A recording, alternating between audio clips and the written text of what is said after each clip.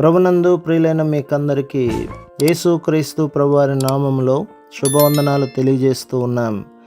దైవజనులు బ్రదర్ భక్త సింగ్ గారి పరిచర్యలో నుండి దైవ మర్మములు నవంబరు 27. హృదయ శుద్ధి గలవారు ధన్యులు, వారు దేవుని చూచెదరు. మత్తయి సువార్త 5వ అధ్యాయం 8వ వచనం. మేము వీధులలో ప్రసంగము చేయనప్పుడు కొందరు తరచుగా మమ్మను హాస్యం చేయుచు, మాకు దేవుని చూడవలనని ఉన్నది, మీ దేవుని చూపిన నమ్ముదుము అందరు.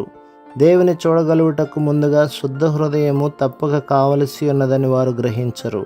హృదయ శుద్ధి గలవారు ధన్యులు, వారు దేవుని చూచెదరు.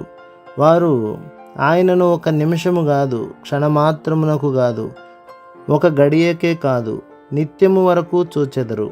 ఆయన యొక్క సంపూర్ణ మహిమలో ఆయనను గాంచెదరు. ఆయనకు అతి సమీపముగా నుండెదరు.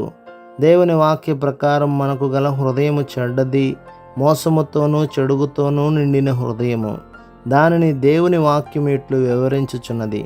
హృదయం అన్నిటికంటే మోసకరమైనది, అది ఘోరమైన వ్యాధి గలది, దాన్ని గ్రహింపగలవాడెవడు? ఇర్మియా గ్రంథం 17వ అధ్యాయం 9వ వచనం. అలాగైన హృదయ శుద్ధి మనం ఎట్లు పొందగలము? యోహాను రాసిన మొదటి పత్రిక 1వ అధ్యాయం 7లో దేవుని వాక్యము తెలుపునదేమనగా, యేసుక్రీస్తు యొక్క రక్తము మనలను పవిత్రులనుగా చేయుచునేయుండును. దానికిట్లు అర్థము చెప్పవచ్చును.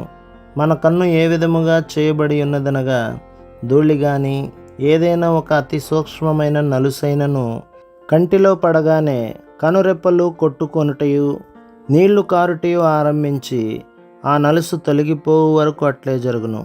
ఈ విధముగా కంటి గుడ్డు శుభ్రముగా నుంచబడును.